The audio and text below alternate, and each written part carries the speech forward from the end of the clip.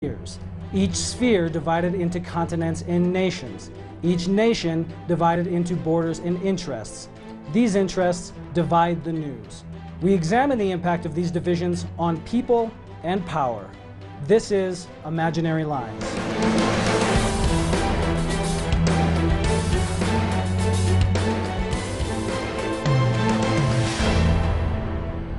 Welcome to the program. I'm your host, Chris Spanos. Coming up on the show, "If They Gunned Me Down" is a hashtag that went viral on social media after the police murder of Michael Brown in Ferguson, Missouri. CJ Lawrence is a criminal defense lawyer who created the hashtag to highlight problems of media coverage of this event. I'll speak with CJ. But first, a look at top Latin American news underreported by the English media.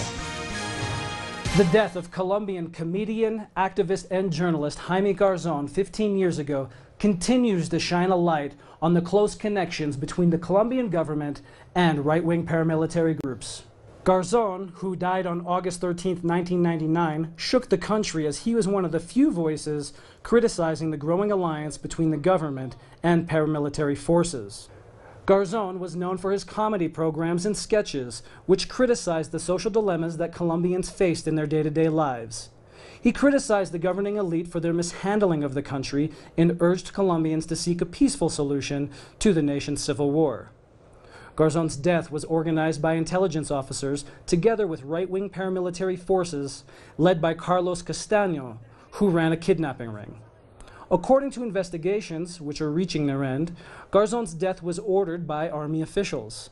The public prosecutor's office is asking for Jose Miguel Narvaez, former head of the state intelligence agency, to be charged as the main instigator of the crime. The Bogota court dealing with the case will soon issue their ruling as Garzon's family continues to hope that justice will finally be done. And now, let's turn to our interview. On August 9th in Ferguson, Missouri, a white police officer shot and killed Michael Brown, a young, unarmed black man 18 years old. The killing sparked protests across the U.S. On August 17th, an autopsy found that Michael had been shot 6 times, 2 times in the head. On August 18th, Missouri Governor Jay Nixon announced he would deploy the National Guard to suppress the unrest. Affecting the reporting on these events, city and state police have harassed and arrested journalists, fired tear gas and rubber bullets at journalists, and penned them in to keep them away from events. Aside from the blatant police repression of journalists, media portrayal of these events has brought to the surface deeply systemic misrepresentations of black Americans across the U.S. On social media, CJ Lawrence, a criminal defense lawyer, put out the hashtag "If They Gunned Me Down" to call out media on their reporting. CJ joins me from Jackson, Mississippi to discuss these events. Welcome to Imaginary Lines, CJ. Hey, Chris. Thank you very much for having me. CJ, before getting into the effect of your hashtag and the media analysis, tell me about who Mike Brown was and how it came about that a police officer murdered him. Well, Mike Brown was a 18-year-old teenager who had just graduated from high school and was preparing to go to college. He was walking with one of his friends, I think, in the wrong place at the wrong time based on some of the information that just came down.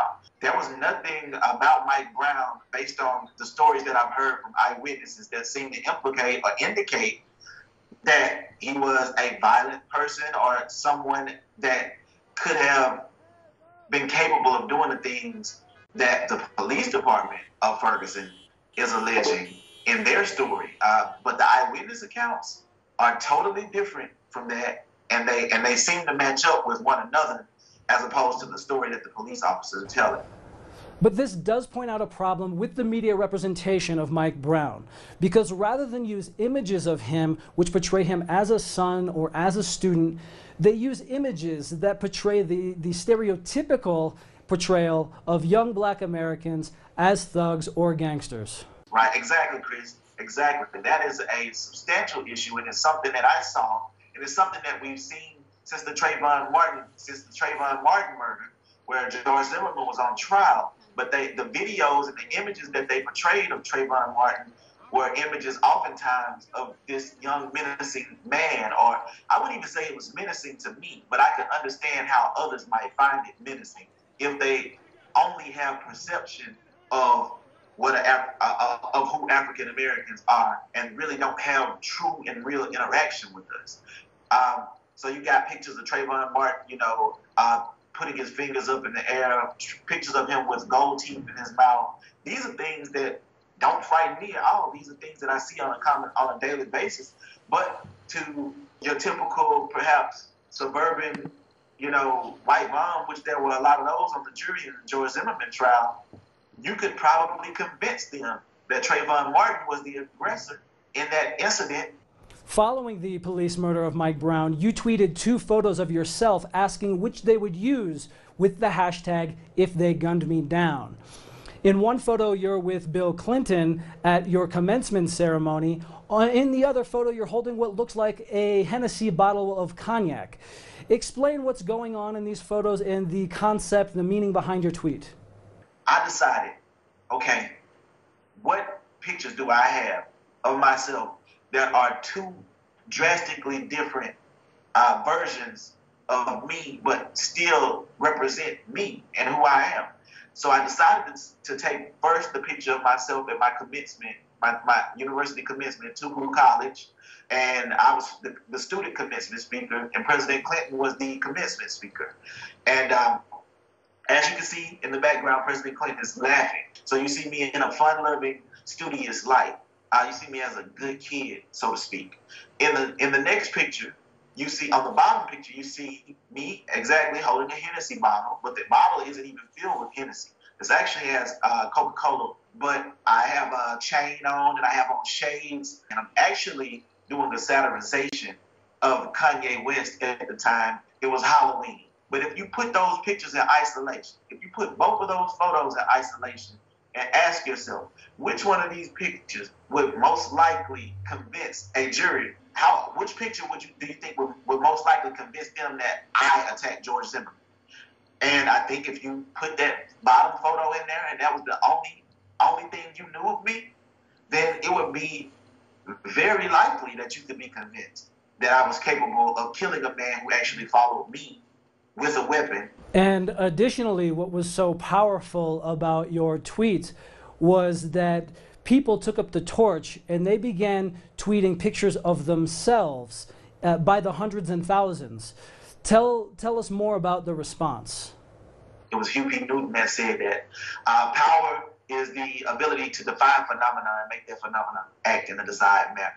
I think with If They Gun Me Down, we've been capable of doing that. I never expected it to be that. When I posted my picture initially, I was posting to my immediate followers, and I thought maybe it'd get 4 or 5 retweets, which would spark further conversation within my realm about what's going on with Mike Brown, what's going on in America, and how the media needs to be accountable.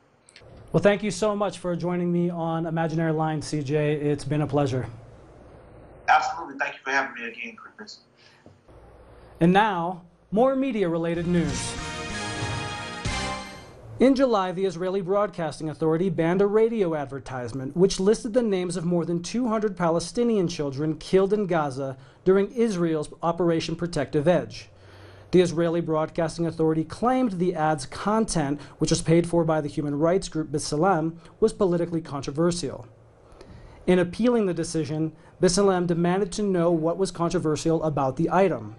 On July 28th, the organization went on to petition Israel's Supreme Court, seeking to force the Israeli Broadcasting Authority to air their radio spots. On August 14th, the Israeli Supreme Court rejected B'Tselem's appeal, and now the Israeli government is punishing the human rights organization for its work. On that same day that the court rejected their appeal, B'Tselem was notified that it had been blacklisted as a civilian alternative to military service, banning young Israelis from serving in the organization. That's it for today's Imaginary Lines. Thanks for watching the show. I'm your host, Chris Spanos. Please join me next week.